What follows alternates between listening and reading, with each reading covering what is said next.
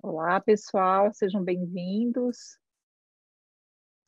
Hoje a gente tem uma convidada especial, que é a Rê Cruz, que eu vou pedir Olá. então para que ela se apresente aqui para todos, conte um pouquinho aí da história dela, para depois passarmos para o Fernando e para o Felipe. Tá bom, maravilha. Obrigada, Si, pelo convite. Uma honra estar aqui com vocês. Bom, meu nome é Renata Cruz, eu sou fundadora do Foodness, que é uma plataforma de inteligência de gestão para negócios de alimentação. A gente tem alguns pilares dentro da empresa, dentre eles consultoria, mentoria, podcast, uma plataforma digital com conteúdos de gestão para que as pessoas apliquem nas suas empresas, e a gente faz também alguns eventos presenciais. Eu sou chefe de cozinha de formação, sou empreendedora do segmento há mais de 20 anos. Fiquei na cozinha até 2015, quando de fato saí da operação para tocar a parte de gestão da empresa.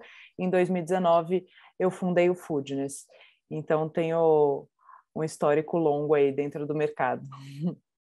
Bacana, bacana. Conta um pouquinho quais são os seus principais clientes. Eu sei que você tem vários, mas e que é muito bacana essa interação digital toda que é feita, mas só para o pessoal conhecer um pouco mais.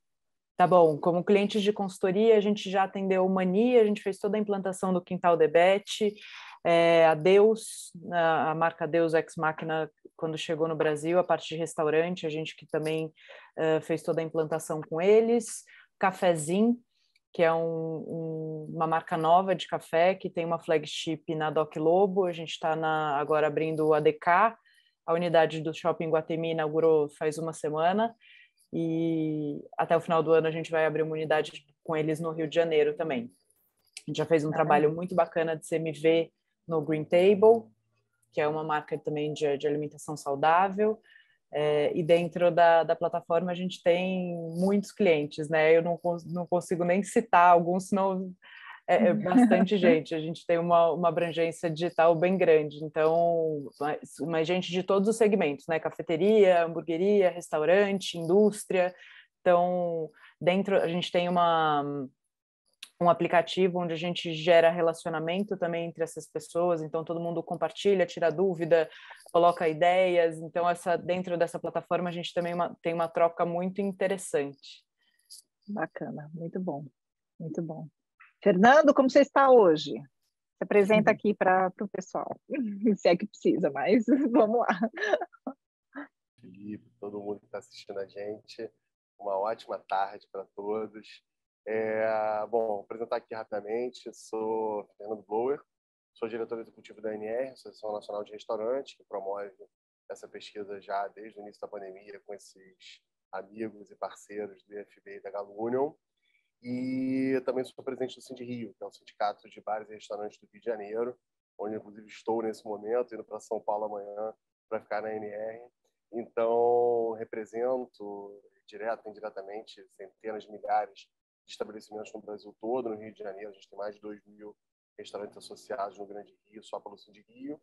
Em conjunto com a ANR, quase 12.000 pontos de venda no Brasil todo, e aí dos mais variados, desde das grandes redes de alimentação fora do lar que atuam no Brasil, até médios e pequenos negócios independentes, que também são tão importantes quanto para todo esse nosso ecossistema.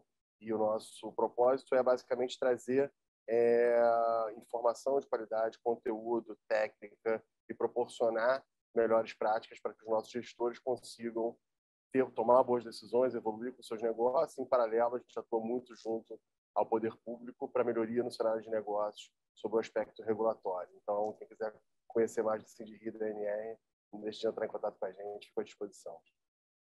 Maravilha. Felipe, por gentileza, se apresenta o IFB para todos também, por favor. Boa tarde a todos, eu sou o Felipe de Grivel, eu sou um dos vice-presidentes do IFB, o Instituto Food Service Brasil, que reúne vários atores, né, da cadeia de valor do food service, tanto fornecedores, operadores de logística e operadores de restaurantes. Nós trabalhamos em várias pautas, né, para o bem da cadeia inteira de valor do food service.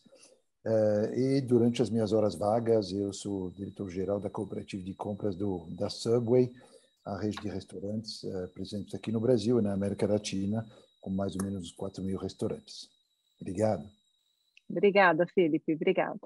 Bom, eu sou Simone Galante, a fundadora da Galunion. A Galunion é uma empresa especializada em alimentação. A gente atua fundamentalmente no food service, com consultoria, inovação, uma trend watching, né, pesquisas, entendendo o que está acontecendo no nosso mercado e no mercado de fora, fazendo eventos também para o exterior. E é um prazer estar aqui com vocês e dividir os resultados dessa pesquisa. Estamos muito satisfeitos com ela, vou começar agora. E a gente vai tratar esse bate-papo aqui de uma maneira bem informal. Então, eu vou passando aqui os resultados, aí na medida de que a gente tem, sabe, algum insight ou alguma questão, a Rê, o Fernando e o Felipe estão aqui para fazer os comentários. Eu não sei se o chat ainda já continua desabilitado. Deixa eu só ter certeza aqui. Gente, o chat ainda está desabilitado, então, por gentileza, para qualquer pergunta, eu peço que vocês usem o Q&A, e aí a gente traz a pergunta para cá, para o webinar, e responde direitinho para vocês assim que possível, tá bom? Aí quem está acompanhando a gente no YouTube, também pode colocar as perguntas lá no YouTube, que a gente dá um jeito elas chegarem até aqui para a gente também. Vamos lá. Então, estamos nessa segunda edição de 2022, tivemos o mês de agosto todo para fomentar a resposta dos estabelecimentos de food. Tivemos 830 respondentes durante esse período. A margem de erro da pesquisa é pequena, né? A gente acaba tendo um índice de confiança bem importante, então diferenças em torno de 1% nesse caso. E o que a gente tem aqui interessante dessa vez é que a gente procurou complementar os perfis também através de um call center, então, para harmonizar aqui as respostas que a gente obteve. A gente teve 15.143 unidades nessa pesquisa, portanto, muitas marcas eram de redes e tinham mais do que uma loja. Elas atuavam em todo o território nacional. Claro, existe uma concentração maior no Sudeste, e quando a gente olha o tipo de cidade, 54% dos respondentes se encontravam na capital do seu estado. Mas a gente tem também representantes de cidades grandes, que não eram capital, médias e pequenas, que a gente pode estar vendo aí como a amostra coloca. Isso é bacana, porque a gente acaba tendo um perfil de amostra interessante, e a gente traz para vocês, inclusive, nesse primeiro bloco, uma análise maior sobre o perfil, o que a gente identificou nesse perfil. Não é só o tipo de negócio, mas algumas características do negócio também. Então, vamos lá. Independentes com 72%, franqueados, que no final das contas tem uma gestão independente, né, única dele, é uma loja só, no entanto, ele está ligado a uma série de práticas da sua rede. Redes próprias com mais de 3 lojas, 7%, redes de franquia, também 7%, e concessionários de serviço de alimentação, a gente teve a parceria da Aberc dessa vez, também na pesquisa, com 4%. Então, isso deu um volume de redes, né? Se a gente colocar esse universo, 232 marcas entre redes e grupos aqui de negócio. A hora que a gente foi investigar o principal modelo de serviço, os 4, tá aberto, 5. tá? Maravilha, obrigada, gente. Chat aberto. A gente tem um empate aqui, 22% da amostra com restaurantes de serviço completo e serviço rápido. Depois, 17% das marcas se declararam 100% delivery, 10% como restaurante de autosserviço, né, quilo ou preço fixo, e 8% padarias. Esses 5 grupos, a gente tem uma amostra estatística suficiente para poder olhar eles em particular. Os demais não, mas a gente acaba vendo aqui empatado em 6º lugar a venda de produtos para consumo em casa, né, as rotisseries, a comida congelada, as marmitas, os bares e botequins, e depois a gente acaba tendo toda a parte de restaurante empresarial, catering de eventos e serviços de rua, e quiosques e food trucks com 3%. Bom, principal tipo de culinária servida na marca. A gente tem a variada, a gente separou, né, dessa vez a brasileira, como da outra vez também, entre brasileira caseira, que está aqui com 10%, e brasileira regional ou autoral, com outros 4% ali embaixo. Então, se a gente olhasse para esse universo, né, a gente teria a brasileira acima do padaria aqui, né, que acaba vendo, e a gente sabe que esse modelo de padaria, ele não é só representado pelas padarias que estavam no anterior, mas por alguns negócios 100% delivery e também por loja de conveniência, muitas vezes eles se classificam nessa culinária, tá, gente? Só para esclarecer aqui. Sanduíches depois, bolos doces e chocolates em seguida. E as demais aí representadas, uma variedade bem grande. Então 14%, como eu disse, culinária brasileira. Negócios onde estavam localizados. 61% em rua, na minha residência, minha casa, 21%, ultrapassando aqui os shoppings e centros comerciais e galerias, com outros 19%. E depois a gente tem 8% em dark kitchens e 7% dentro de instituições privadas, públicas e privadas, enfim, a questão de concessionárias. É interessante ver, né, que a gente tem essa preponderância de rua por conta do independente, e depois a gente vai detalhar um pouquinho mais daqui a pouco quem é esse perfil na minha casa, residência, porque ele é sempre instigante, né? E quando a gente está numa pesquisa que roda online, apesar da gente ter a atividade do call center, a gente tem esse perfil aparecendo já há algumas edições da pesquisa. Bom, há quanto tempo o negócio e marca existe? 10% indicando menos de um ano, portanto, muito recentes, realmente. Outros 10% entre 1 e 2 anos. Então, aqui 20% realmente no universo de pós-pandemia, se a gente for olhar. Entre 2 e 3 anos, os demais, né, aí 9%. E a gente tem, gente, 40% da amostra, mais de 10 anos, que o negócio ou marca existe. E a gente vai correlacionar isso daqui a pouquinho e entender como que é essa performance de quem é mais maduro no setor, né? Já passou por muita coisa, além da pandemia, inclusive. Qual o regime tributário da marca? 50% simples, mas uma parcela muito grande, 26%, aqui como MEI dentro desses negócios, né? E a gente sabe, então, que juntando essas duas parcelas, a gente tem 76% dos respondentes ou estão no Simples ou são MEIs. Em outros, a gente provocou aqui o outros de propósito, até para a gente entender se a gente tinha muita informalidade no setor. E aqui a gente viu que outros atingem 3%, e a maioria nesses outros se identificou como autônomo ou informal, mas é uma parcela bem pequena, no final das contas, da amostra como um todo. Qual é a faixa de faturamento médio por unidade da marca? Então, aqui a gente tem quase que uma curva de Gauss, né? Aqui um pouquinho diferente, mas uma parcela, a menor parcela, fatura acima de R$250 mil por mês, com 13%, e até R$5 mil por mês, 18% da amostra. Então, aqui a gente vê realmente essa curva acontecendo e temos representantes de todas as áreas. E a gente resolveu trazer um raio-x. Até R$5 mil por mês, qual que é o grande perfil?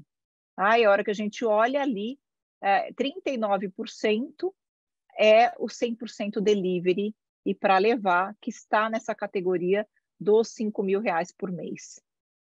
Esse número vai decrescendo, né? Então, os faturamentos maiores, a gente vê eles aumentando claramente no universo do restaurante completo, de serviço completo. Então, 43% dos que faturam acima de R$250 mil por mês são restaurantes de serviço completo.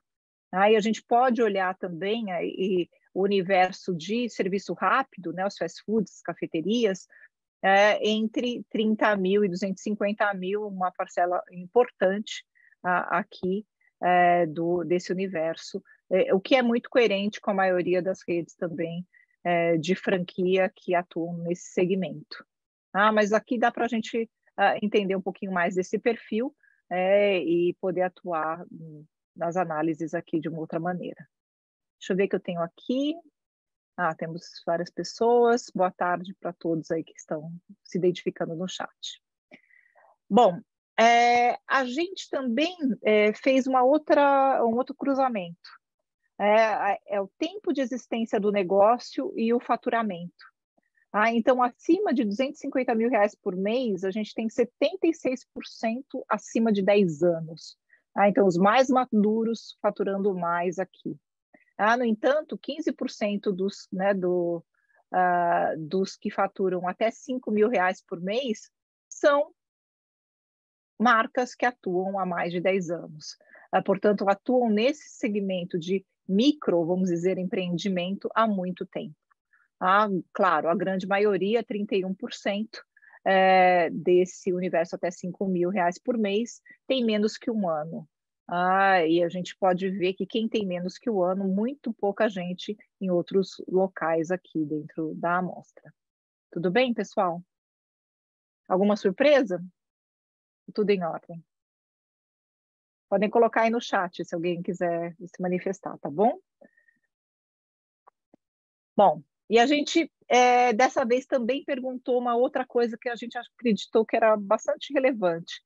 Quanto tempo de experiência a pessoa que estava respondendo tinha no setor de refeições fora do lar? E a gente acabou descobrindo que 27% tinha menos que 5 anos, e outros 25% mais do que 20 anos de experiência. Então, você imagine que esses que tenham mais de 20 anos de experiência são realmente pessoas que já estão no setor e têm uma expertise bem interessante. Muito bem. Então, aqui, na hora que a gente divide, 73% tem mais do que 5 anos de experiência e 38% com mais de 15 anos de experiência. Dos que têm menos que 5 anos de experiência, 81% são independentes, 31% estão no 100% delivery e 39% têm um negócio há menos de 2 anos, estão realmente entrantes no mercado. E dos que têm mais de 15 anos de experiência, a gente já tem menos independentes, 63%, 26% estão no serviço completo, apenas 10% no autosserviço e 9% é 100% delivery. Então, também, curiosamente, temos outros dados aqui. Bom, e para terminar um pouco dessa questão dos perfis de negócios, a gente resolveu, então, trazer para vocês quem é esse pessoal que está operando dentro da própria residência. Quem quer? Eu queria usar o chat um pouquinho aí, pessoal. Quem vocês acham? Qual o tipo de culinária predominante de quem está na residência? E quem poderia colocar aí para mim no chat? O que vocês acham?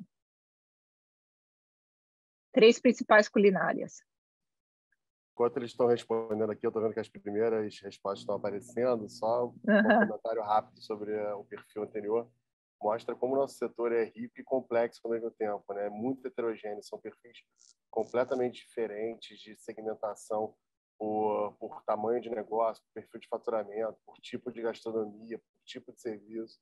Então, mostra como é difícil para a gente que trabalha com isso encontrar soluções para todo esse público, mas ao mesmo tempo como é estimulante e bacana a gente poder lidar com tanta diversidade, né?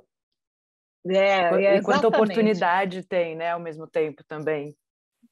Exatamente, Rê, porque no final é essa complexidade, entender, fracionar, né, entender o universo de cada um é cada vez mais necessário, né? Não é para amadores mesmo, né, entrar nesse mercado e querer atuar no food service, por exemplo. E mesmo a complexidade de competição, ela é muito diferente, muito distinta. Então, o Philip, por exemplo, né, atua numa rede internacional. Quando está no Brasil, precisa olhar para o mercado de redes que atuam e que competem, sem dúvida alguma, mas também talvez alguns outros possam estar tirando pedacinhos, né, do negócio que em outros mercados não tira, como qual o jogo das padarias que a gente tem por aqui. Mas muita gente acertou aí que está no chat, falando sobre o perfil, então vou passar aqui para vocês agora. Bolos, doces e chocolates representam 27% desses negócios, 15% são salgados, 9% saudável, se classificaram como saudável, e 8% como brasileira caseira. Então, acho que essa é uma das surpresas que a gente tem da questão do saudável, mas colocando a importância, né, daquele cuidado com a alimentação que é feito e colocado para os seus clientes. Então, estão nesses nichos. Agora eu quero saber o modelo de serviço predominante. Esse não está difícil, gente. E aí, quais vocês acham que são os modelos de serviço predominantes? Delivery, 100% delivery. Pois é. Delivery, abastecimento de buffet. Bom, não vou demorar muito aqui, não, mas é isso aí. É delivery, 100% delivery, somente em delivery Dark Kitchen, Cloud Kitchen, 47%. Depois, venda de produtos para consumo em casa, rotisserie, comida congelada, venda em supermercados, 18%, e catering de eventos, buffet para eventos, os outros 11% estão aí na sua residência operando. Bom, um pouquinho mais sobre o que se opera na própria residência, eu vou passar agora esses próximos 2 slides. Primeiro, a gente queria entender tempo de experiência, né, do respondente. Então, a gente tem aí 12% com mais de 20 anos de experiência, mais 47% são os entrantes. São menos que 5 anos de experiência. Regime tributário que eles trabalham, basicamente aqui nós estamos falando em 90% MEI simples, mas quase 70% aí de MEI, trabalhando dentro do setor. Ainda sobre os que operam dentro da residência, né, tempo de existência desses negócios, então tem aqueles 15% que a gente falou, né, já há muito mais tempo, 26% com menos de 1 ano, e faixa de faturamento, 67% estão aí até R$5.000 por mês, e só 1% entre 100 mil e 250 mil, o restante está mais baixinho. Vamos lá? Próximo bloco, então? Tudo bem? Esclarecemos quem é esse povo? Vamos lá, performance do negócio. Como está o desempenho total da marca comparando com o último semestre do mesmo período de 2021? A gente já tem 57%, então, faturando mais do que 1 ano atrás. E dessa vez vocês estão vendo que eu não estou colocando a tacinha aqui de top performer, porque a gente resolveu fazer um outro olhar, porque a gente juntou isso com isso, né? Como que espera fechar o resultado do primeiro semestre? 63% espera fechar com lucro. Eu vou te interromper, mas só para na tela anterior, Diga. as pessoas se confundem um pouco com a cronologia da crise. Então, lembrar que quando a gente comparou com o segundo semestre de 2021, era um segundo semestre que já, pelo menos do ponto de vista formal, legal, já não tinha mais restrição em provavelmente todas as grandes cidades do país, né? Então, era um segundo semestre, vamos botar aí entre aspas, normal. Quer dizer, pelo menos do ponto de vista regulatório, as empresas podiam operar. Tinham várias outras dificuldades, sem dúvida nenhuma. Mas a gente resolveu, pela primeira vez, a gente consegue, na nossa pesquisa, comparar com um período sem restrições. Então, mostra que, de fato, a gente teve uma melhoria. Né? Exatamente, né? E essa notícia é uma notícia boa também, né? Só 8% no prejuízo, né, declarado aqui. Então, isso é muito bom. O que a gente fez, então, para a gente ter novas inspirações e ajudar as pessoas que estão aí nos assistindo? A gente trouxe um novo conceito de top performers, que é um conceito de quem daqueles vocês acham que teve vendas superiores e lucro. Quantos por cento, gente? Coloquem no chat para mim, só para eu poder ver se quem está de olho aí nos números e que está pensando e tem que percepção. Quantos por cento dos respondentes estão com essa situação? Quem vai chutar? 60, 90, 15? Uau, tá bem, o range aqui tá bem diverso. Bem diverso. Em torno de 50, em torno de 40. Bom, tem um que acertou. Afonso acertou, 40% da amostra fecharam com um faturamento superior àquele mesmo período de 2021 e com lucro no primeiro semestre de 2022. Então, esses aqui que a gente falou, opa, vamos olhar e entender um pouquinho mais dessa performance. Mas quando a gente olha para esses top performers, qual que é a característica que a gente quis trazer aqui para vocês? Se a gente tirar os restaurantes com mais de 10 anos de existência, esses números são muito superiores, gente. 70% teve faturamento superior e 70% deve fechar o lucro no primeiro semestre também. E a gente traz aqui até a tabelinha para vocês poderem olhar como o tempo de casa, né, faz a diferença nesse setor também.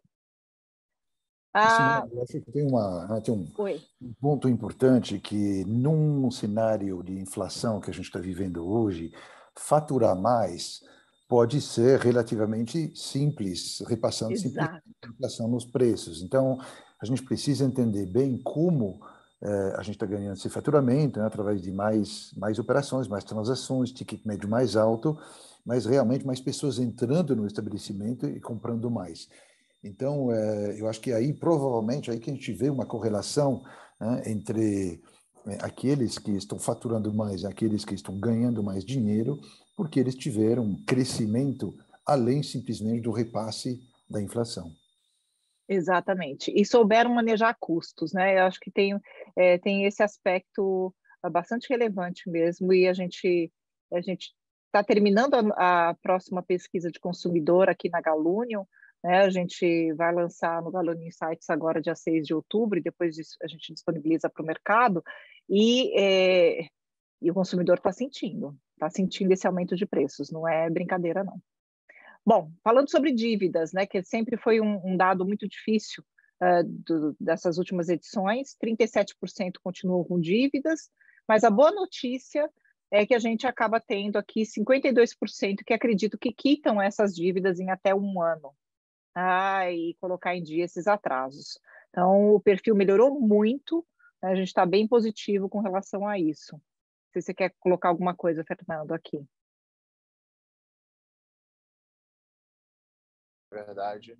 O movimento, a gente fez essa mesma pergunta há um ano atrás, e há um ano atrás falava-se de 2 anos, então um ano depois fala-se de 1. Então, assim, a conta tá batendo, né? E aquilo que a gente esperava está acontecendo. E é bom também a gente perceber que o setor está se recuperando, e eu sempre deixo muito claro que ainda não passou. O Felipe trouxe uma abordagem que é fundamental, e a gente vai falar um pouco mais à frente, em relação a quanto as margens estão apertadas por conta da inflação de alimentos, e o passivo é uma outra coisa que compromete muito o caixa das empresas. Então, é um horizonte importante da gente trabalhar. Quer dizer, eu espero que daqui a um ano a gente já esteja vendo um cenário bem mais favorável para aquelas empresas que conseguiram superar o período mais duro da pandemia. Exatamente. A gente não traz na pesquisa o desdobramento do faturamento, quanto é volume ou quanto é ticket médio, né? Transações de ticket médio. Não é uma linguagem simples para o independente, para a gente conseguir capturar essas informações, ainda mais deflacionadas e tudo isso, mas eu acredito que seja o caminho que a gente quer, né? O caminho de educação para que a gente possa ter cada vez mais dados mesmo. Muito bem. Nesse ano, a gente teve um recorte para restaurantes empresariais. Restaurantes empresariais têm relações contratuais que determinam a oferta do cardápio, né? E para eles, a gente perguntou se a empresa estava realizando uma redefinição de tabela de incidência de produtos chaves no cardápio, né? A quantidade de carne, por exemplo, carne bovina, carne de aves, outros tipos de pratos de massas. Então, 81% desse mercado, sim, estava fazendo esse tipo de ação. Então, e esse mercado aqui representado por 1.215 unidades respondentes. E a gente teve aqui que o êxito estava bem menor, né? 64% estava conseguindo em alguns contratos, e só 18% na maioria dos contratos em si. Bom, vamos para a gestão do negócio, que aqui vai ser bem divertido, tem uns insights importantes que a gente sempre coloca. E a gente perguntou dessa vez, ao invés de perguntar simplesmente se as pessoas estavam com dificuldade com relação a contratar e reter colaboradores, né, e a gente obteve aí 89% tem dificuldade, a gente desmembrou em 4 perguntas. Alguma dificuldade, com 37%, mesmo nível de dificuldade do que antes da pandemia, 34%, grande dificuldade, 18%. E não tenho dificuldade, essa área é uma fortaleza da nossa marca, 11% respondeu da amostra, o que a gente está colocando aqui, depois vai colocar como uma estrelinha com relação a alguns comentários nos próximos slides. Aí a gente fez um cruzamento, gente. Pegamos essa amostra de quem é fortaleza versus quem tem algum tipo de dificuldade, e a gente viu como foi, de fato, o faturamento. Então, para quem é fortaleza, 68% teve um faturamento superior, contra 56% do quem tinha dificuldade, e fechou o primeiro semestre com lucro 78%, contra 61% que tem dificuldade. Então, aqui a gente acaba vendo a importância realmente das pessoas nesse tipo de fato que a gente achou. Não sei se alguém quer comentar alguma coisa, mas eu adorei essa possibilidade de ter um fato e dado a respeito de quem tem fortaleza nessa área de pessoas, gente. Realmente, a gente sempre fala, sabe que é importante, mas falar em 17 pontos percentuais na parte de lucro, por exemplo, né? Aqui, de aumentar, é bastante significativo. Mônica, se a gente assim, vai associar, né, as pessoas à qualidade do serviço, associar a pessoa à experiência do cliente, obviamente a gente entende, né, esses resultados. Né, e é absolutamente normal que a satisfação do cliente seja impactada pela qualidade das pessoas que estão nos restaurantes, dos colaboradores, através do treinamento que eles recebem. Acho que a gente vive, obviamente, num mundo que é VUCA, que é Brito, que tudo que a gente quer, BANI, etc., é um mundo com muita ansiedade. As pessoas estão buscando nos estabelecimentos, eles estão buscando um momento de paz, um momento de conforto. E eles encontram isso através dos funcionários, né, dos restaurantes, dos colaboradores, eles vão voltar naquele lugar. Então, o serviço, a experiência que é entregar através do serviço, obviamente, dos colaboradores, mas também da comida, do menu, do ambiente. Feito com mais excelência, né, Felipe? Né? Absolutamente fundamental. Exatamente. E fica tão óbvio, né, que isso influencia os resultados. Então, é muito importante, realmente. E que as empresas que investem nisso têm maiores resultados, né? Acho que isso é muito legal também das pessoas terem essa clareza. Porque, assim, quando a gente formulou essa pergunta, a gente falou assim, puxa, a pessoa vai ter que, inclusive, achar que isso é fortaleza da própria empresa, né? Então, assim, como que será que vai ser isso? Como que será que vai ser essa resposta? E foi bem interessante porque, realmente, depois os dados se confirmaram, e vocês vão ver daqui, agora nos próximos slides também. Bom, a gente perguntou, né, e aqui eu quero agradecer a ANR, porque a gente fez aí um pool de possibilidades, e todo o pessoal participou disso, dos grupos técnicos aí da ANR. O que a empresa tem feito para atrair colaboradores? Então, tinham vários dados, né? Indicação por colaboradores atuais, que foi o grande número, era múltipla escolha aqui, claro. 69% pede indicações, uso de grupos de WhatsApp, anúncios de diversas plataformas e meios de comunicação, contratação por plataformas com postagem de vagas, parcerias, página de carreira, contratação até de consultorias especializadas e premiação por indicação. Tem ainda uma parcela que colocou algumas outras possibilidades.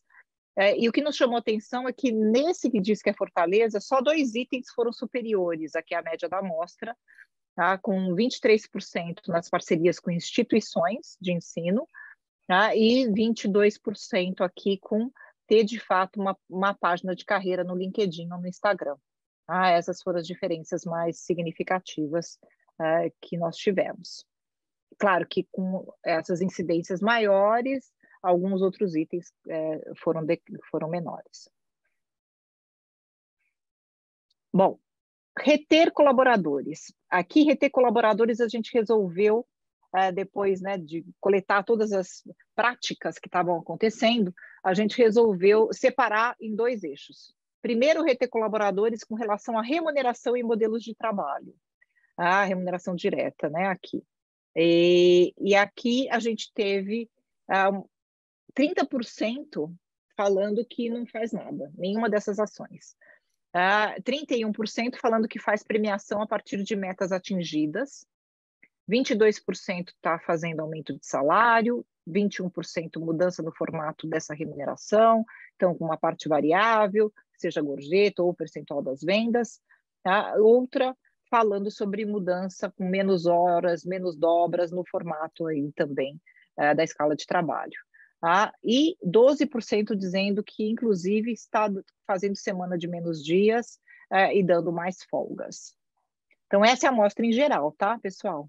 Quando a gente vai para os que responderam que consideram isso uma fortaleza, o número muda. Então, só para a gente voltar aqui, o que era 30% de nenhuma, não faço nada, vai para 26%. Ainda existe uma parcela que não faz muitas coisas. Mas o aumento de salário e a mudança no formato de remuneração está superior à premiação por metas atingidas, que era o primeiro item do outro caso, e uma parcela muito maior aqui, dando semana de menos dias, mais folgas, indo para 17%. Vamos para o próximo. Reter com relação a benefícios e gestão. Nenhuma das anteriores apareceu ganhando aqui bem, e aqui me deu uma certa aflição, eu poderia dizer, e acho que a Renata também vai estar com essa sensação, né? Porque uma das questões que ganhou aqui como segundo lugar, que é o desenvolvimento da gestão, ter treinamento interno e externo, 29% diz praticar. 17% um plano de carreira revigorado, né, revisto, 12% fazendo convênios com novos benefícios, 12% fazendo mais com fraternização, apenas 10% pensando na saúde mental, que isso foi tão importante como o Felipe citou agora há pouco, não é só o cliente, né, que está com essa situação, mas também o colaborador. Bolsa estudo, empréstimo e ajuda de home office aí no finalzinho, com 6% e 4%. Gente, o que vocês acham desse número de 47%? Acho que não adianta a gente contratar se a gente não retém, né? Isso consegue contratar, mas não retém, você tem um custo absurdo dentro da empresa, né? Não só financeiro, mas também um custo operacional. Treinar uma pessoa de novo, capacitar uma pessoa de novo, e isso implica diretamente também no tipo de experiência que o cliente recebe, né? O que ele vivencia dentro da operação. E acho que é fundamental a coisa do desenvolvimento de gestão de treinamentos internos, criar um plano de carreira dentro da operação também. Não fazer nada é se colocar numa situação de muita vulnerabilidade, né? A equipe, acho que é importante que as pessoas entendam que a equipe é o maior ativo dentro de uma empresa. A gente que trabalha direto com as equipes, a gente vê como os treinamentos, por exemplo, são motivadores e fazem diferença no trabalho das pessoas mesmo. Assim, a gente vê os olhinhos brilhando depois de um treinamento, sabe? Fica todo mundo muito entusiasmado, eles se sentem valorizados quando a empresa investe em treinamento. Vamos ver, então, quem é que os que consideram fortaleza, o que eles estão fazendo? Olha, gente, a diferença é gigantesca. Por mais que ainda tenham 36% que não fazem, a gente já tem quem ganha aqui o jogo, 39% de desenvolvimento da gestão, treinamentos internos e externos. Sim. 23% olhando plano de carreira. Mas você vê que o que ganha em terceiro lugar aqui é mais confraternização e suporte à saúde mental aqui com 13%, empatado ainda com bolsa de estudo que estava lá só 6%, nem do outro lado. Então, é uma mudança muito grande, a hora que a gente coloca uma coisa do lado da outra. E eu espero que só o exercício da pessoa ter respondido nenhuma das anteriores seja um gatilho para ele entender o quão isso é importante, né? Porque acho que a pesquisa também tem exatamente esse essa ativo função de fazer a gente olhar para o nosso negócio e falar, nossa, eu não estou fazendo nada, aqui tem um ponto de atenção. Uhum. E a Cecília está perguntando se a gente tem, comparando com o perfil e tamanho das empresas, a gente pode cruzar algumas coisas. Eu tenho que ver se eu consigo um número de amostras o suficiente. Talvez não tenha, porque está vendo que aqui a gente já está, né, os respondentes que consideram uma fortaleza, a gente está com 90 marcas respondendo, e a gente não cruza e fornece, né, as estatísticas estão abaixo de 60. Então, mas por que não? De repente, vou fazer algumas investigações, Cecília, adicionais. Porque certamente esse dado com performance, Luiz, como você está colocando aí, Stockler, a gente já tinha visto lá os que eram com mais, que tinham como fortaleza pessoas, eram exatamente quem estava com os resultados muito acima. Então, acho que, deixa eu me ver aqui, só para vocês terem uma ideia, olha, quem está com fortaleza, a gente tinha colocado lá, 78% estavam tendo lucro, né? Então, e a hora que a gente olha para a dívida, cai muito também, tá, gente? Só 22% tem dívida que tem fortaleza, que tem área de pessoas com fortaleza. Simone, eu não queria deixar de comentar esse ponto também rapidamente, porque eu acho que esse aí fala um pouco de construção de longo prazo até do setor, não é só exatamente um momento difícil, eu acho que o investimento em pessoas ele é para perpetuar a tua marca, para fazer ela ser o suficiente para superar crises futuras também, ou na ausência de crise para aumentar a velocidade de crescimento. Existe ainda o nosso setor, ele é o maior empregador do Brasil de jovens de 18 a 24 anos. Então, a gente tem essa característica natural de ser o primeiro emprego. E esse jovem, muitas vezes, não teve a oportunidade de um nível de estudo adequado, não chegou a conseguir ingressar na faculdade. Então, é natural que ele chegue na nossa empresa ainda muito cru, né? Sem uma experiência prévia, sem conhecimentos técnicos específicos. E é, sim, nossa missão prepará-lo não só para as nossas empresas, mas para o mercado de trabalho como um todo. E aí existe um pouco daquele mito de mas eu vou investir em treinamento e ele vai para o outro. Olha, parte talvez vá para o outro, mas você também vai pegar uma parte que o outro investiu e vai vir para você. Então, e você vai ter mais resultado, né? Se todos estiverem trabalhando nisso, vai ser melhor para a sua empresa. Não se preocupe com isso. E com essa pesquisa a gente consegue mostrar claramente isso, né? Que investir em pessoas é investir na sua própria empresa em gerar resultados. Por mais que a gente esteja passando por um momento de muita transformação digital, robotização e ganho de eficiência através de tecnologia, o nosso setor, eu acredito muito nisso, nunca deixará de ser um setor de pessoas para pessoas.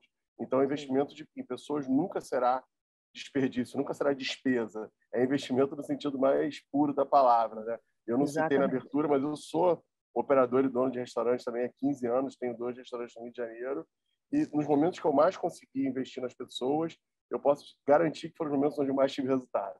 Então, eu não tenho a menor dúvida de que é a nossa função até como entidade fomentar boas iniciativas em cima disso, fazer parcerias que forem necessárias para que o nosso setor saia daquela linha laranja ali de nenhuma das respostas. Essa linha ela tem que estar lá embaixo com 1, 2, 3%. Esse tem que ser o nosso objetivo. E eu queria complementar o que o Fernando disse também, que assim, eu entendo que a maior responsabilidade de um líder é transformar pessoas, né? Fazer as pessoas evoluírem. Então, se a pessoa entrou na sua empresa e saiu melhor, você cumpriu a sua responsabilidade, né? Então, tá tudo certo. Aí, quando você olha e fala, putz, eu treinei esse cara, eu capacitei esse cara, ele tá saindo melhor do que ele chegou, parabéns, você fez seu trabalho. É isso, né, que a gente tem que pensar. Isso forma um círculo virtuoso no mercado. Se todo mundo formar melhores profissionais, a gente vai ter uma melhor mão de obra. Né? E se a gente entender o tamanho dessa responsabilidade social, que é empregar um jovem, que a gente pode fazer para transformar a vida dele, para fazer com que ele tenha um plano de carreira e um plano de vida melhor, com melhores condições, né? Isso é muito bacana também. Exatamente. Desenvolver habilidades para a vida, né? É muito importante isso, a responsabilidade que o Fernando falou, que a Rê falou também, é a nossa responsabilidade, né? E a gente precisa dar para esses jovens habilidades para a vida inteira, né? E o setor inteiro vai crescer graças a isso, né? E lembrando, né? Se pode servir comida muito boa com experiência ruim, ninguém volta. Comida razoável com experiência e serviço maravilhoso, todo mundo volta. E isso vai se fazer através desse treinamento, desse desenvolvimento. Perfeito. Exato. Abastecimento e relacionamento com fornecedores, gente. Então, vamos olhar um pouquinho aqui. Né? A gente sempre pergunta, né, quais são as formas de abastecimento e compras que a marca utiliza no momento. Então, aqui, os primeiros do ranking são compra em atacado em cash and carry, compra direta da indústria de alimentos e compra em supermercados, né? Porque os pequenos independentes ainda os utilizam. E depois, empatados aqui em quarto lugar, o uso de distribuidores especializados em food service e a compra direta dos produtores artesanais. Esse número, né, de 25% falando que compra pela internet de algum tipo de marketplace é interessante também, né, que acabou aparecendo aqui. E depois a gente tem características um pouco particulares mais das redes, né, de uso de central de distribuição própria ou de produção própria, e uso de solução de operação logística centralizada, terceirizada. E dessa vez a gente também perguntou, né, algumas outras coisas, mas antes disso eu queria só contar para vocês aqui algumas diferenças. A gente colocou essa adesão a esses métodos de compra, né? Não é quantidade de dinheiro comprado, gente, sim, se eu compro deste canal ou não. A gente até pensou em tentar fazer dessa vez, né, Fernando? Mas é muito difícil pensar em pedir para que ele se ranqueasse de alguma outra forma ou se distribuísse sem moedas e tudo. Vamos ver se ao longo do processo a gente evolui. Mas qual que é a situação aqui, basicamente? É uma diferença muito grande, né, na parte da adesão desses, de uso de central de distribuição e produção e operação centralizada por redes. O independente aqui com uma adesão ao atacado maior, 57%. Também se mostrando com compra de supermercado com 53%, também muito maior. E os top performers, que tem rede independente dentro deles, que são os que tiveram faturamento superior e estão com lucro, aqui a gente pode ver onde eles estão comprando diretamente da indústria, um número maior comprando direto da indústria, e ainda utilizam vários outros canais, mas a compra pela internet de marketplaces, ela é 24%, até é um pouquinho menor do que o independente, mas é muito diferente do de redes aqui nesse caso. Então, para ter algumas ideias. E a gente, dessa vez, pediu para que, numa segunda resposta, eles marcassem apenas as 3 principais formas mais significativas de abastecimento nesse momento. Aí é que a gente vê, então, com 45% o cash atacado e a compra direta da indústria, né? Lembrando que existem áreas da indústria, como uma área da panificação, uma área da área de frigorífica, que faz essas entregas realmente de ponto a ponto, a compra de supermercados, uso de distribuidores especializados em food e depois a compra direta de produtores artesanais. E aqui uma das coisas interessantes foi o pedido do IFB, nesse caso, quais eram as 3 principais formas de colocação de pedido de compra para fornecedores. Então, em primeiro lugar, a gente pedia para ranquear primeiro, segundo e terceiro lugar,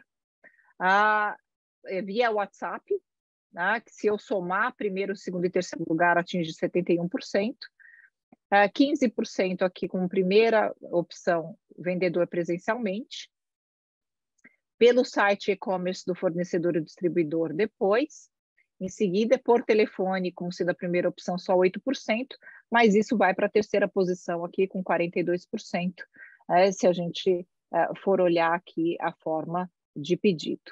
Então aqui a gente vê, né, pedidos automáticos muito mais centralizado em redes, mas com 9% aqui no final.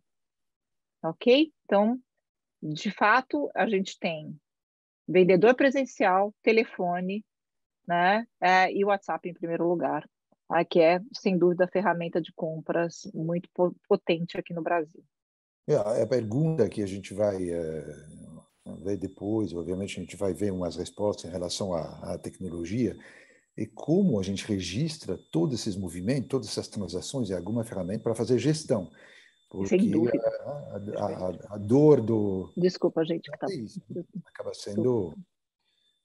Uhum. sendo talvez pouco capturado, né? A gente não tem uma consolidação de tudo isso numa plataforma que permite essa gestão. Aqui eu estou fazendo uma hipótese, né? Eu não sei se é verdade, mas a gente precisa relacionar isso com o tema depois que a gente vai ver de utilização de tecnologia. Perfeito, perfeito. Sem dúvida, parte desses podem estar dentro de um WhatsApp, vamos dizer assim, integrado, né, na sua plataforma, por parte do fornecedor, mas certamente uma parte está totalmente processado manual. Até porque a gente vê a incidência aqui do WhatsApp dessa maneira preponderante aqui com 76% e 53% no primeiro lugar pelos independentes. E aí vem 50% vendedor presencialmente, 44% telefone aqui nos independentes. Apesar de já começar aqui o site e-commerce do fornecedor ou distribuidor aparecer aqui logo em seguida. E aí, na hora que a gente vai para redes, esse número vira outra coisa. Então a gente cai bastante, né? O primeiro lugar, ainda é o primeiro lugar o WhatsApp.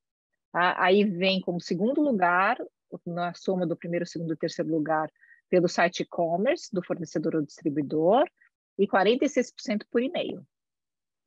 Então você vê aqui o por telefone caindo para quarto lugar. E o vendedor presencialmente, então, é uma queda violenta no universo de redes. Bom, e aí a gente vem com as coisas mais divertidas, né? Quais as principais ações que a empresa tomou devido ao aumento de custos dos insumos? Item número 1, mais atenção para reduzir desperdício, 63%. Item número 2, compra de produtos de novos fornecedores, 57%. Aumento de preço de venda no menu, 47%, que a gente sabe que tem o seu outro fator, né, que muitas vezes começa a ficar mais inacessível. E corte de custos em uma outra área de operação, 34%. 32% ainda substituiu ingrediente, 30% ajustou o tamanho da porção e 28% retirou itens de venda do menu. Quase, então, né, aqui um volume bem grande, né, quase um terço fazendo esse tipo de questão. O que é interessante aí que você vê que os operadores estão tentando bastante resolver ainda o problema dentro de casa, né? Então ele reduz desperdício, ele procura outro fornecedor, ele corta custo em outra área. Ele está tentando ao máximo não fazer o cliente perceber que tem uma questão aí, né? Então retirar o item do menu, que é uma coisa muito evidente, já está lá embaixo, né? Aumento de preço, certamente esse aumento de preço ele não está repassando na integralidade a inflação. Deve estar ali fazendo aumentos pontuais em itens que talvez tivessem espaço para isso, né? Mas é um trabalho muito mais complexo e amplo do que simplesmente olhar para preço e custo, né? Sim, engenharia de cardápio, né, é fundamental, não desde a parte de análise de CMV teórico de todos os pratos, alterações de receita, novas sugestões de produto, a criação de novos pratos com base em ficha técnica e controle de custos, e também a forma de apresentar isso, né? Existem vários estudos aí de posicionamento de itens dentro do cardápio, então os 3 primeiros itens tem muito mais venda que os de baixo. Então, se você posiciona também itens que têm CMV muito alto ou que são, de alguma forma, mais duros para a operação, eles tendem a vender mais. Então, também é interessante aprofundar nesse estudo para que você posicione e faça um trabalho de venda ativo com a sua equipe para ter esse equilíbrio, né? Exatamente. Muito importante, realmente. Bom, e aí quando a gente viu que a marca pensa em comprar melhor, né? Onde que tem buscado as novas oportunidades de fornecedores? Então, primeiro, 61% ganha rede de relacionamento. Eu acho que brasileiro também é assim mesmo. 55% busca direto na internet, gente. Então, realmente uma importância aí muito grande. Em feiras do setor de food service, tecnologia e varejo com 27%, 23% nas associações, 20% já direto nas plataformas, 13% em eventos de inovação. Os top performers, esse número é bastante diferente, vai para 18%. Aí, programas de inovação aberta, 5%. Marca testou novos fornecedores nesses últimos 3 meses? 67% diz que sim. 2/3 no mercado, gente, testou fornecedor. E aí, vocês acham que deu bom resultado? Testar fornecedor?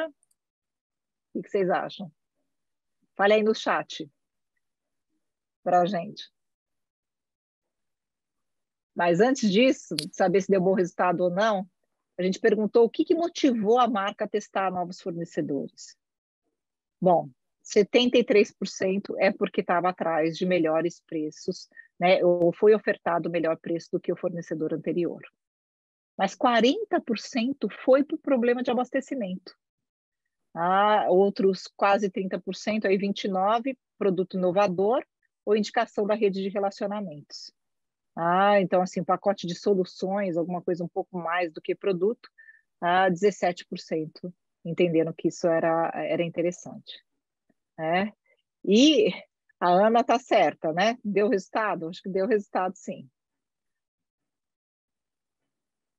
Dos que responderam, então, sim, que testaram novos fornecedores, 65% disse que deu bom resultado para sua marca, 32% disse que ainda não consegue avaliar, né? Então está testando ainda, e 3% só diz que não. Acho que aqui a gente abre um outro parênteses importante, que isso deve ser um hábito, né? Não só por conta do aumento de preço, mas que isso deve ser um hábito para toda operação. Sempre buscar novos fornecedores, trazer novas oportunidades de parcerias. Até a gente, quando tem bons parceiros e novos parceiros, consegue desenvolver mais produtos e ter uma abrangência maior para mexer no cardápio. Então, isso deve ser um hábito. Eu acho que a gente deve ter, talvez como, né, se a gente se pautar em relações de longo prazo, mesmo qualquer relação de longo prazo da gente tem que ser sempre renovada, não é verdade? Sim. Então, né, mesmo os fornecedores atuais, que eles possam agir com cabeça de um novo fornecedor, né, de uma certa maneira, tentando encantar você e te trazendo o que você precisa ou olhando melhor para suas dores. Porque eu trabalhei 10 anos na área de compras, o Felipe é o especialista que está aqui muito mais tempo do que eu, mas assim, muitos resultados eu obtive na área de compras tendo relações de longo prazo com fornecedores. No entanto, instigar para que ele sempre melhore e, ao mesmo tempo, abrir uma alta colaboração para que ele possa também me ajudar no meu negócio é fundamental. E continuar olhando no mercado, né? E olhar, não, claro, você tem que saber o que está acontecendo no mercado. Vamos lá, Felipe, conta um pouco para a gente. É isso mesmo, eu acho que a gente tem que saber, desenvolver umas práticas de renovação constante, como você falou, inovação. A gente tem uma capacidade de colocar nos contratos com os nossos fornecedores obrigações mútuas de desenvolvimento, que seja novos produtos, práticas mais sustentáveis, redução de custo, redução de desperdício. Tudo isso são práticas absolutamente normais. Depois, obviamente, ir atrás de novos fornecedores sempre. Está acontecendo muita coisa nessa área de food em geral atualmente, especialmente devido às novas demandas em relação a uma comida que tem umas características de sustentabilidade mais fortes. Então, tem que ficar muito atento. né? Tem muita coisa acontecendo, muitos fornecedores novos, tecnologias novas de desenvolvimento de produtos. Foodtechs, né, para todos os cantos. Foodtechs, então, Também. produto novo, ingredientes novos, produtos novos, embalagens novas, então, tecnologia nova, tem muita coisa acontecendo e tem empresas que fazem curadoria disso. Então, com certeza, é uma área com uma evolução muito forte, muita coisa vai acontecer nos próximos 5, 10 anos para transformar, devido às necessidades, né, de alimentar um planeta com cada vez mais gente, com cada vez menos recursos. Verdade. Muito bem. Então, vamos para a parte então, de menu e processos. A gente fez perguntas a respeito disso, né? Então, se a empresa fez alteração no menu por problema de abastecimento ou inflação nesses últimos 3 meses, veja, gente, a gente não quis olhar para todo o período da pandemia, que a gente sabe que muita gente mexeu no menu, mas nos últimos 3 meses, 62% diz que sim. E aí a gente começou a investigar outras coisas. Você considera rever processos para aumentar e melhorar a produtividade? A gente teve aqui 49% diz que já fez e 46% que diz que considera fazer. Só 5% diz que nem considera fazer. E isso para o top performance, 57% já fez revisão de processo para melhorar a produtividade. Mesma coisa, sim, com implantar planejamento de produção, que é uma questão que vem da indústria de alimentos, mas que nem sempre o operador tem isso na mente. A gente tem que 43% já fez, 45% considera fazer, 12% não considera. E top performer também temos uma diferença aqui, 49% já implantaram. Simplificar e reduzir o menu, 38% fez, 31% considera fazer, 31% não considera. Aqui já temos uma divergência, né, ou uma pizza bem mais igualitária. Top performers, 37% implantaram a simplificação e redução do menu. Considera implantar mais tecnologia na cozinha? 55% considera fazer, 27% fez, 18% não considera fazer. Então, já menos gente fez, né? Se a gente for olhar de todas as perguntas até agora. No entanto, nos top performers, 35% já implantou mais tecnologia na cozinha também. Então, a gente viu que os top performers têm esse cuidado com gente, mas que tem uma correlação, e tem aqui também com tecnologia. Né? As coisas não são totalmente separadas. E a gente também fez aqui uma análise de implementação de mais tecnologia na cozinha por faixa de faturamento médio por unidade. Então, quem mais fez é quem fatura mais. Então, portanto, talvez tenha um pouquinho mais de recurso para fazer. Claro que a objeção de não considerar fazer é muito igual aqui, né, ou muito próxima, acima de 100 mil de faturamento por mês, por exemplo. Bom, e por último, a gente perguntou se considerava reduzir o horário de funcionamento, porque quando a gente viu, né, impactos muito grandes de pessoal, de retenção de colaborador, isso tem acontecido em outros lugares do mundo. 17% então diz que considera fazer, 13% diz que fez redução de horário, e 70% não considera fazer. Muito bem. Alguém quer comentar essas questões que estão colocadas aqui? Podemos seguir? Fazer 2 colocações. Primeiro, a tecnologia. Acho que é importante a gente separar bem aonde essa tecnologia está sendo aplicada. Tem tido um esforço enorme durante a pandemia para investir em tecnologia para vender mais, né? Obviamente, especialmente no delivery, né? E tecnologia que é customer facing, o cliente vê. Então, o cliente ele vai ver um tablet, ele vai ver um painel, ele vai ver uma tela, etc.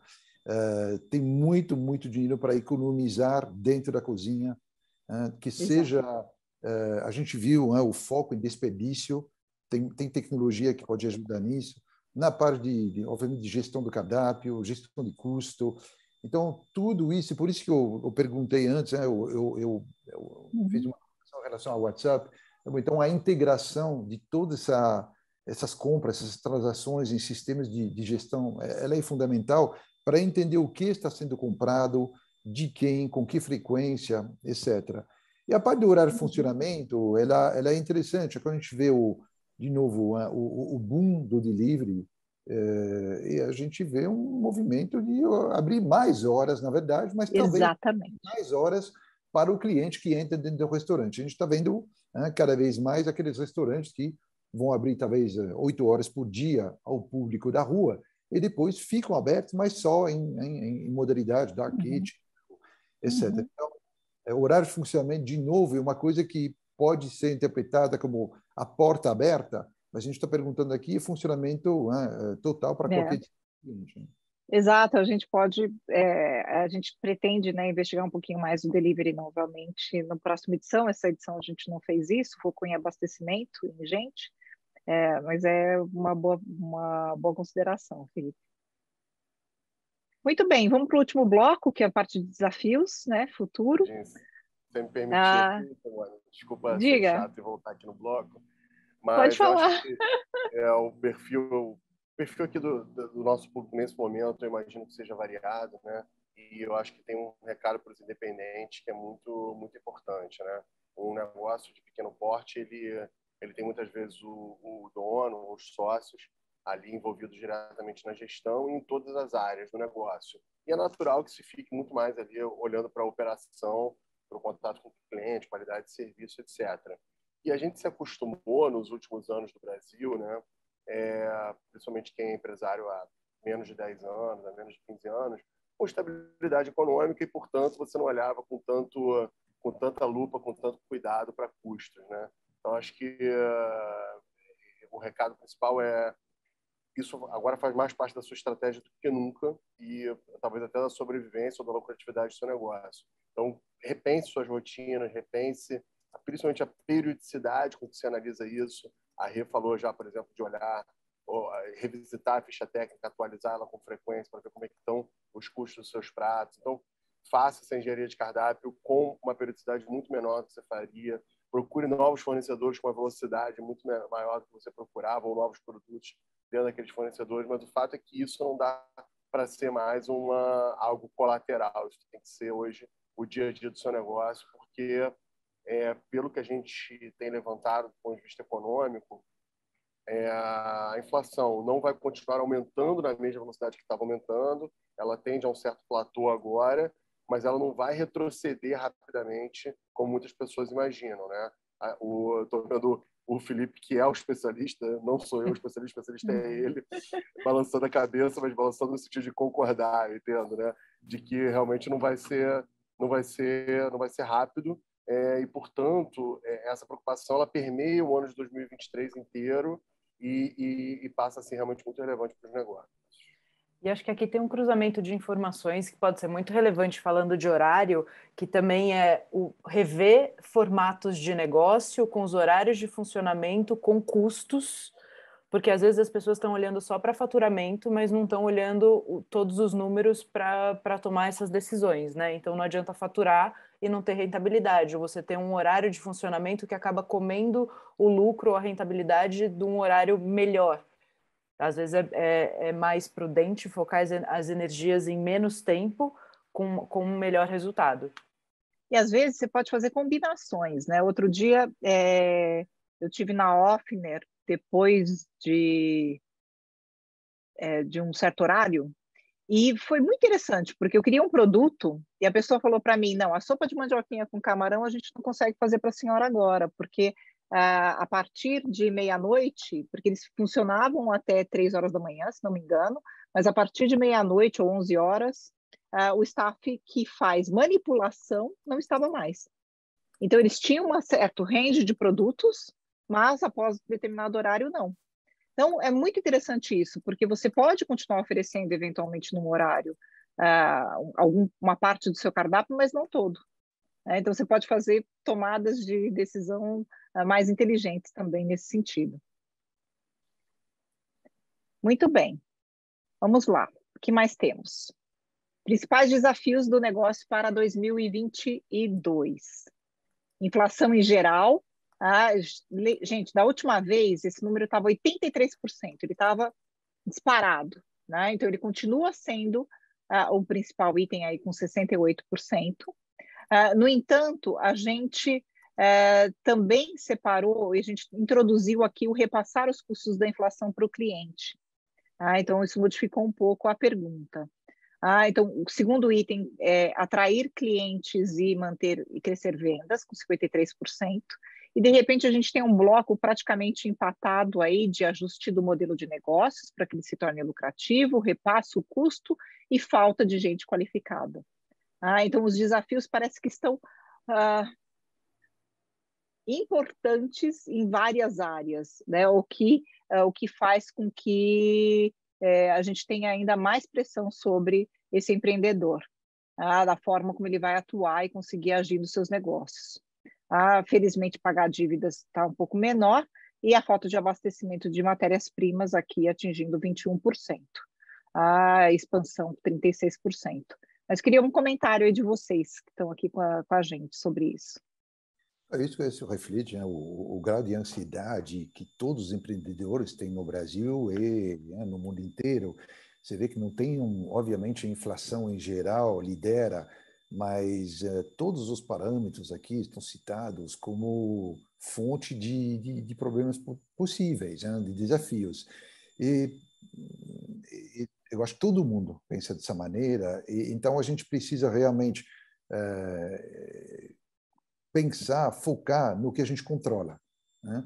Então, eu acho que a inflação realmente vai como o Fernando, talvez não piorar, mas ela vai se manter, né? Vai ter um platô, não tem sinais de que as principais commodities, os ingredientes, os custos vão cair, não tem esses sinais. Tem algumas exceções, mas, enfim, em geral, os custos dos ingredientes para alimentos vão ficar altos. Então, a gente precisa pensar o que controlamos no nosso ambiente para compensar esses custos altos. Acho que uma série de itens que a gente viu durante essa apresentação. Repassar, obviamente, é uma parte, mas cuidado, né? Porque no momento que a gente repassa sem cuidado, sem entender elasticidade de demanda, os clientes vão começar a achar caro demais. Então, e eles param de ir, né? Essa é a grande situação. Param de pensar, de pedir pelo delivery. Então, realmente é isso. A gente tem que, né, controlar, trabalhar no que a gente controla, pessoas, custos internos, como a gente trabalha com os ingredientes, a quantidade de embalagem. Clientes de delivery, me assusto com a qualidade de embalagem que chega, tanto em termos de custo, mas também, obviamente, de questões de sustentabilidade. Então, são todas coisas que estão dentro da nossa casa. Exato. Perfeito. E falando de futuro, a gente pediu para que se votasse numa lista longa de quais assuntos estavam em pauta na visão dos operadores. Então, ganhou 33% aqui personalização e customização através das plataformas que entregam e façam a integração dos dados, as ações para ativar vendas no negócio. Então, eu consigo personalizar, entregar aquilo para aquela pessoa. Cuidar do mundo, sustentabilidade, impacto ambiental, né, de uma maneira simplificada, o E do ESG, 33%. Gerir os negócios com governança, o G em geral, 29%. O Quick Commerce, que é novas formas de comprar e vender com mais agilidade, com 28%. E cuidar da sociedade, comunidade e diversidade, com 26%. Esses foram os principais. E a hora que a gente continua, né, outros assuntos em pauta, aí vem marcas virtuais, 16%, hospitalidade digital e uso avançado da inteligência artificial com 15%, automação e robótica 13%, como vender no metaverso 12% e plant-based 9%. Se a gente divide isso e olha com o olhar top performer, redes independentes, vocês vão ver aqui, né, o top performer com uma preocupação de governança, com, né, aqui o independente com um pouco mais de preocupação nessa personalização para os seus clientes, os top performers e os independentes no quick commerce, as marcas virtuais e dark kitchens nas redes, um pouco mais preponderante, cuidar da sociedade, comunidade e diversidade praticamente equivalente, mas melhor em top e redes, e hospitalidade também. automação e robótica mais virado para redes e top performers, tá? Mas e os outros com menos diferença. E a gente fez aqui mais uma outra situação. Então, a gente pegou aqui os 5 serviços que a gente consegue tirar a questão, né, de estatística para olhar por tipo de serviço. Então, as padarias, com uma preocupação de gerir o negócio com confiança, então isso está ali, uma visão de futuro para eles. O 100% delivery com vários, sendo a principal questão desse universo. O serviço rápido aqui no destaque de governança, mas também aqui de automação, robótica. O Quick Commerce sendo olhado muito pelo 100% delivery. Essa personalização e customização também muito disparado no 100% delivery e no serviço completo, se a gente for olhar. Mas aqui depois os senhores podem se debruçar sobre os dados e entender um pouco mais. Mas dá para a gente compreender o que muitas coisas estão no universo desse futuro e que a gente vai precisar olhar para isso. Eu queria fazer, não sei se vocês querem fazer, eu vou só fazer esses comentários aqui finais, e aí a gente abre aqui para a finalização. Quero agradecer a Unilever, que participou ativamente, a Gold Food Service também, a EG, a Berk, a Gumer, a Ideal Consultoria, da área de panificação, a Netfoods, a Prática, a Rational e o Cindy Rio, por terem participado aí junto conosco da coleta de dados de mercado, e principalmente aqui os nossos parceiros aqui da pesquisa em si. Tá ok, pessoal? Deixa eu só tirar aqui o que eu estou dividindo para a gente olhar aqui as considerações finais.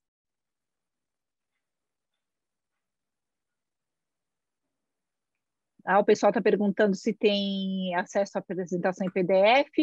Sim, eu vou mandar para vocês. Tem um ajuste aqui, outro acolá que eu vi que a gente precisa ajustar aqui de rodapé. Assim que a gente fizer essas coisinhas, eu já mando para vocês. Tá?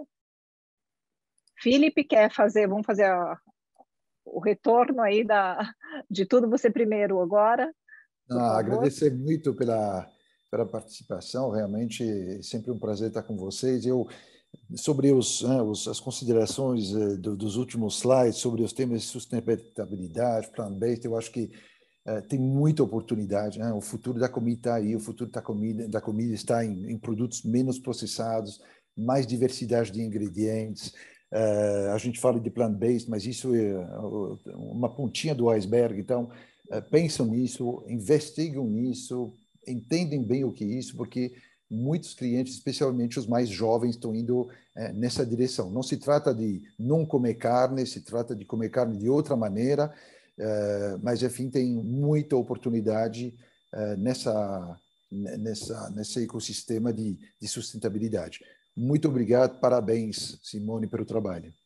Obrigada, pessoal. Nosso trabalho está bacana. Vamos lá, Fernando. Vou também agradecer aqui a Simone Galunion, Felipe FB e a nossa convidada de hoje, Reda Foodness. Muito bom estar aqui com vocês, representando a ANR e o Cindy Rio. Eu acho que o Thiago Teodoro postou aqui falando que essas pesquisas nos guias ajudam o nosso mercado a prosperar. Eu acho que ajudam mesmo, Thiago, é por isso que a gente faz.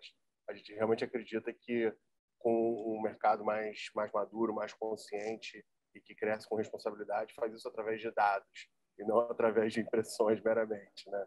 Então, por isso que a gente tenta ao máximo trazer esses dados de qualidade e com confiabilidade para que todos vocês possam tomar boas decisões nos seus negócios. Esse é o nosso papel, que a gente vai continuar exercendo, e eu deixo também essa chamada de alguns recados importantes que foram dados nessa pesquisa, que eu acho que todos devem levar em conta. Eu vou levar em conta nos meus negócios e vou tentar ao máximo que outros na nossa base, nossos associados e nossos parceiros levem em conta, né? A gente viu que o fator humano está sendo mais fundamental do que nunca e a gente precisa pensar nisso.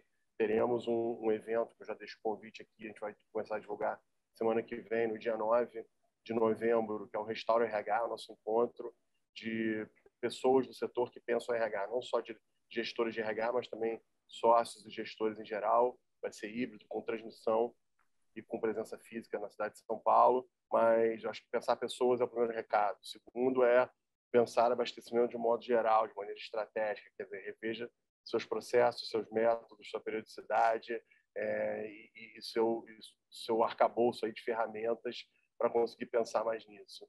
E, por fim, já me despedindo aqui, me deixa também, a vários desses dados, me deixa um sopro de esperança ainda maior, né, de que os nossos momentos mais difíceis, acho que agora estão realmente ficando para trás. Não que não tenham novos desafios, sempre haverá, mas desafios esses que a gente consegue superar com toda certeza, depois de tudo que a gente passou nos últimos anos. Eu vejo um 2023 certamente mais seguro, um pouco mais previsível e ainda de retomada para os nossos negócios, para empregos, para geração de impostos, enfim, para o nosso setor de um modo geral. Então, obrigado mais uma vez e fico sempre à disposição para todo mundo que quiser procurar a NR Sindi. Obrigado. Obrigada. Rê?